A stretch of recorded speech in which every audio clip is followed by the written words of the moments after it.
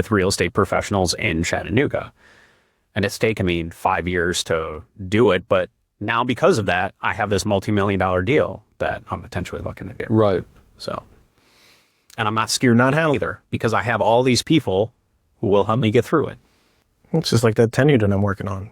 If I didn't show up in rooms like this, if I didn't put myself out there, I wouldn't know the lender that knows that I buy creatively.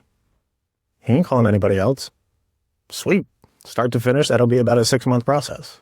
And if you start figuring out how the content stuff works, you can reach out to agents in the area and say, hey, I'd love to come do a property walkthrough with you and shoot content with you and, learn more about your business or, in this property and, use that to build relationships with the people who are out there doing the thing that you want to do. Right.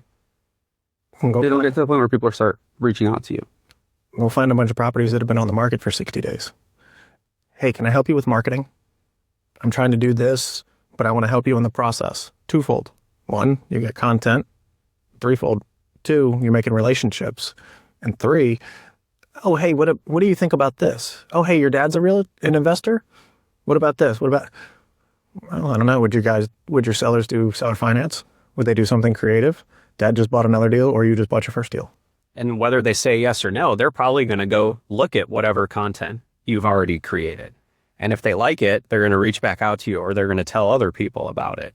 Or if you you do a few things with a few different agents and then you reach out to another one, you could be like, oh yeah, I already did this with so-and-so, who's at Keller Williams on the same brokerage with you, or something like that. They'll be like, oh yeah, I heard about you. Let's go. I saw that one. Let's go do one for me. Right. Stuff like that.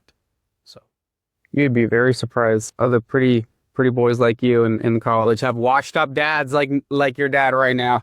Like they got properties in their portfolio they're trying to offload, or they start connecting you with their parents and it becomes a thing, man. It becomes a community for yourself. Connector, where you talk to that agent and you're like, oh, I know someone who might be interested in this. Let me shoot them the information, your contact info. Right? That's how you build those relationships. It's not content though. You've been here enough and you've known us well enough. We don't come with topics and we don't have to stick to one. It's been a while. Just be happy Jay's and making us do our elevator.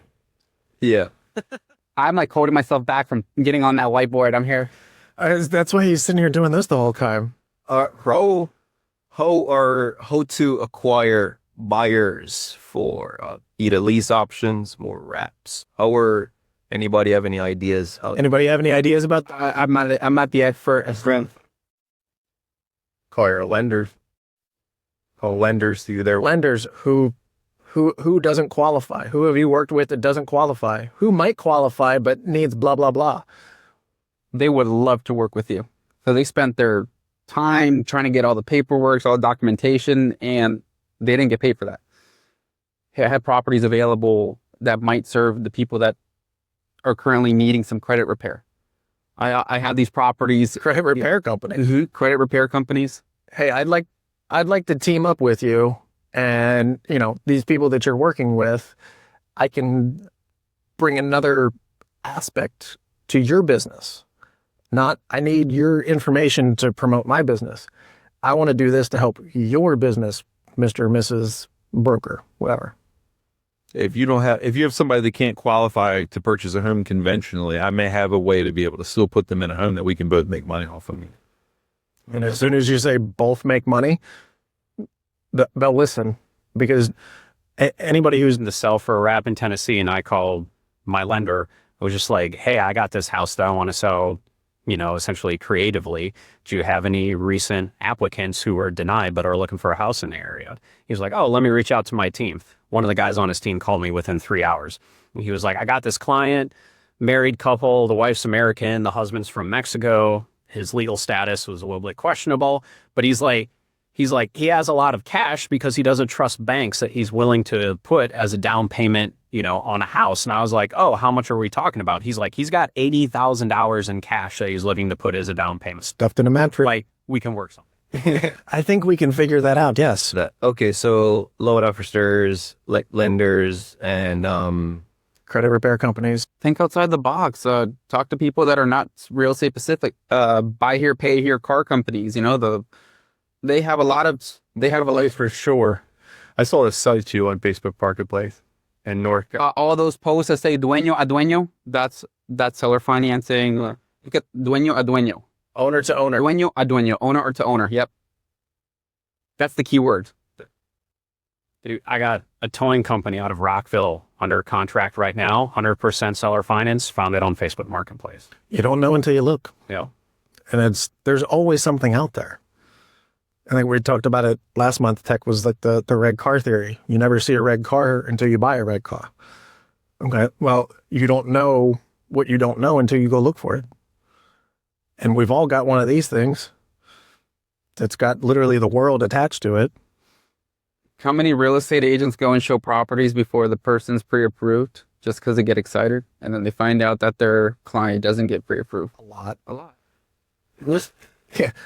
I sure as heck don't. I have, but if I'm still doing that 20 years later, then When agents are first starting their business, I'll tell you right now, they'll do whatever it takes. They want to go and get into the rhythm of showing properties. They want to make themselves, they start creating content while they're showing properties to unqualified people. It is we're showing up to open houses because the agents that are doing the open houses are very hungry for business. I had when I first got my license and I was doing I think it was like my second open house ever when I was with Keller Williams in the city. I had a home inspector guy show up. He had just started his home inspection business and he dropped off a few pamphlets and a card. I have referred that guy tens of thousands of dollars of business over the last 10 years. And he has grown that to a franchise with multiple locations. Just because he did something that nobody else was willing to do. But I broke it down the other day. I was like, I try to think of it. I thought about this the other day too. I was like, I have referred hundreds of people. I have tagged him on Facebook so many times over the last 10 years for referrals. I was like, he made tens of thousands of dollars with referrals for me. Just because he showed up at an open house.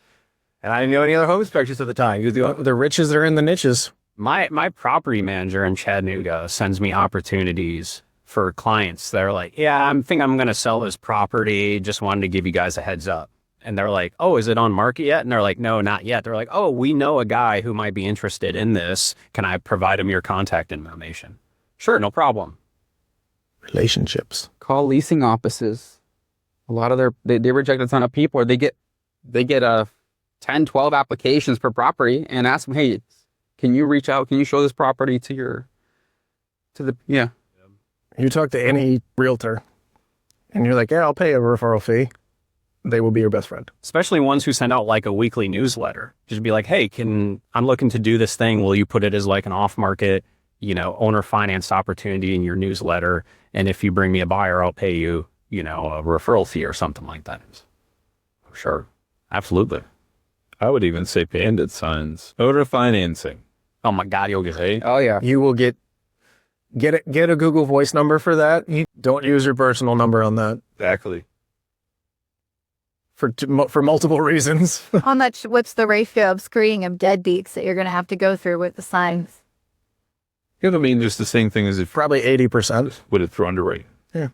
I mean, that's what I do with my rental applicant. Collect their I make them provide to me copies of their credit report, their W-2s or year-to-date pay stubs, their previous year's tax. You can pay a mortgage loan office who essentially is that them like they would for an institutional lender. Yeah.